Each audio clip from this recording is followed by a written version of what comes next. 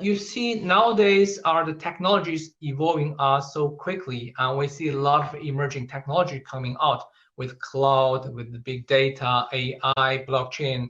And how do you see those emerging technologies create a new opportunities or even maybe a challenge for our Agile and DevOps practices? And Patrick, maybe start with you. Yeah, I think once we kind of automated all we can in a good way, what particularly interests me is that we're still used to this worldview that we as an IT person control the technology. And that means we're pretty much directing technology how to do things, which often reflects our mindset. But I think this interrelationship between your tools and the person, or the tools and the process, is something that is underestimated. I'm seeing it now in AI ops. I'm seeing it now in DevSecOps, in a way that we've always been struggling with the concept of trust. Do we trust the tools to help us? Do we trust the tools to do the right thing? And this kind of interrelationship is, some have like 99% that the tools will solve every problem we have as a human. Others take a more assistive approach, where technology will help the people to do a better job and maybe take care of the standard problems and the known issues and make it surface kind of, or help us solve the bigger problems. So that trend, I think, is only starting, whether you see that in your monitoring tools, whether you see that in your deployment tools, your security assessments, is that this assistive use of technology is increasing, which kind of feeds into the technocratic belief of, everything can be solved by a tool. But I am hopeful in a way that it gives us a better chance at solving problems at scale, maybe by reducing the noise, helping us kind of filter through issues, dealing with the unknowns, things like observability, that we kind of get more context, get more situational awareness when we need to deal with stuff. And whether that's in the operational side or the developer deciding whether he should change his code, yes or no, depending on the number of errors that are happening in production. This assistive kind of mentality of technology is changing, and it'll be interesting to see how this might take the upper hand, that we start to believe that the system is always right instead of the humans. And I realize that sometimes I wonder, the CI pipeline or the delivery pipeline, I think it was John Allspaw who made the question: imagine you would leave your CI system alone for a day. Would it still work? If you leave it alone for a week, will it still work? If you leave it alone for a month, will it still work? And the mental exercise is that there will be always people involved in the loop, dealing with the exceptions, dealing with the changes that are happening outside, and we cannot just blindly rely on the technology to do that. But it is kind of feeding by automating more, but it's also, again, automate enough to help you up to a level, but don't over automate because of the sake of automation. Always look at what you're trying to solve.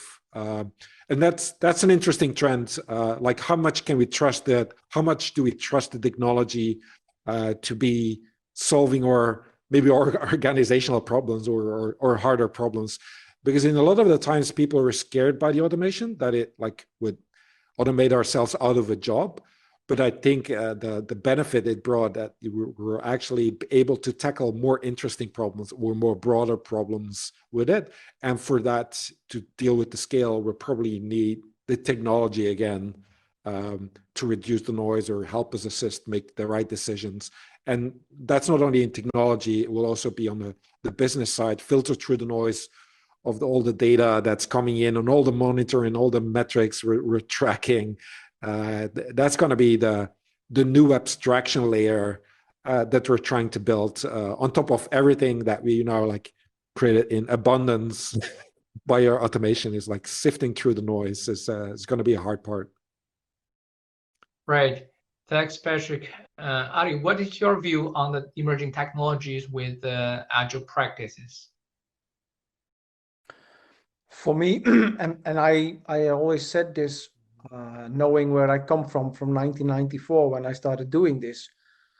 If you want to work the way we work and you want to do small cycle deliveries, really go at the end of your sprint, or maybe even faster into operations, or at least be ready for operations, that kind of thing. You have to have your technology. It's impossible to do it by hand because you will mess up. This doing by hand will create problems, errors, delays, right? So you cannot do without technology. At the same time, I have an expression that is, a fool with a tool is still a fool.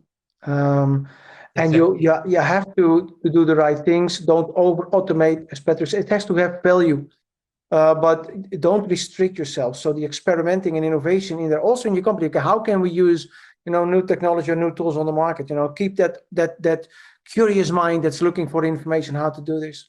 One of the things that I see is that we talked about geographical distribution and that kind of thing. The way we do this, look at where we are and where our audience is. That would, in 1994-5, when I did this, and I was, user participation and workshops. You know what that meant? Getting into my car, going to the office of my client, get people in the back, going to another office, be in a meeting room. That kind of, so it helped, and that saves a lot of delay, right? So that's one. But also on the side of, for example, data analysis, a funny story that I have from one of our clients of the Humanity Group was that we were, so many people, so many organizations, they have an application and it's old monolithical structure and they want to bring it into a new situation and they want to rebuild it exactly as it is. And they will, which is bullshit. Sorry for my language. Which is not a good idea.